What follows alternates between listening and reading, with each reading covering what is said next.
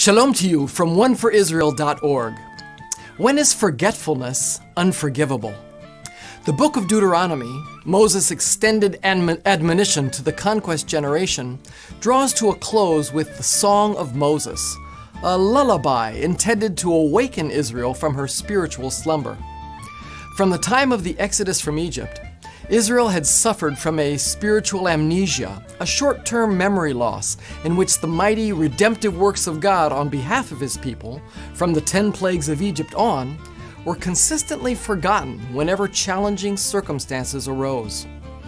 With his own death at hand, Moses was warned by God that Israel's rebellious behavior would only grow worse once he was gone. Therefore, God charged Moses to compose and teach the people the song of Deuteronomy 32 as a constant reminder of God's righteous and gracious character and their own responsibility for the consequences of their rebellion. In short, Moses was to teach Israel this song so that the nation could never again hide behind the excuse of forgetfulness. The song itself has 3 verses. In the first, God's righteous, praiseworthy character and His faithful performance of His covenant responsibilities towards Israel are detailed. In verses 3 and 4 we read, "For I will proclaim the name of the Lord, ascribe greatness to our God. The rock, His work is perfect, for all His ways are justice. A God of faithfulness and without iniquity, just and upright is He." The second verse details Israel's future rebellious actions, forgetting God's many saving acts, stirring up God's anger, and bringing His just judgment. As Moses writes, "But Jeshurun grew fat and kicked. You grew fat, stout, and sleek. Then he forsook God who made him, and scoffed at the rock of his salvation. They stirred him to jealousy with strange gods. With abominations they provoked him to anger. You were unmindful of the rock that bore you, and you forgot the God who gave you birth." Even then, God's judgment would be tempered by mercy. He would not utterly destroy His people, although they had acted so foolishly. The final verse reminds Israel that God's judgment would come, but so would His deliverance, as God once again demonstrates His worthiness to be praised and served. God might use the pagan nations as His instruments, but He will ultimately judge them for their attacks on Israel and will rescue His beleaguered people. "Vengeance is mine and recompense, for the time when their foot shall slip, for the day of their calamity is at hand, and their doom comes swiftly. For the Lord will vindicate His people and have compassion on His servants, when He sees their power is gone and there is none remaining, bond or free." How fitting is this passage in the light of our situation in the Middle East. Israel is surrounded by those who are determined to exterminate us.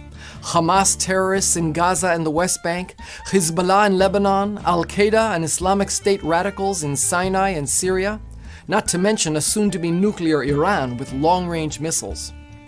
As the West is finally awakening to the threat of Islamic jihadists to their own distant citizens, Israel continues to be condemned by the world for fighting the same battle in its own backyard. Anti-Semitism in words and deeds has made Jewish people throughout Europe afraid for their lives, and many feel compelled to hide their identities to avoid personal attacks. The prophet Zechariah predicted the fulfillment of the Song of Moses in the last days when, quote, "all the nations of the earth," unquote, would be gathered against Jerusalem. Israel today has largely forgotten the saving works of the Lord of the past, and even the miraculous deliverances of the state of Israel's 65-year history. But the Lord has not forgotten His people, and He will use the existential threats posed by Israel's enemies and the growing hostility of one-time friends to remind Israel that He and He alone is the God of their salvation.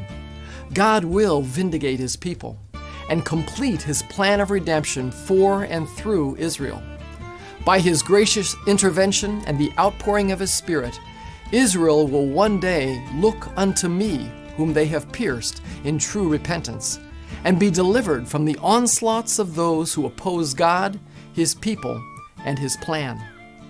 More than ever, in these days of destiny, we who love the Lord and know His ways must pray for the peace of Jerusalem, and especially that Israel might come to know the Prince of Peace, Yeshua the Messiah.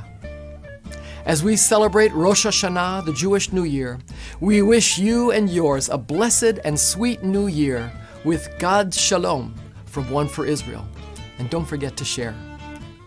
Our ministry, One for Israel, is an initiative of native-born Israelis on the forefront of media and high-tech evangelism, boldly proclaiming salvation to Israel. Raising up leaders and equipping them with the tools they need to transform our communities. We also provide humanitarian aid to Holocaust survivors with the love of Yeshua. Join us as we share the gospel in Israel. Become One for Israel.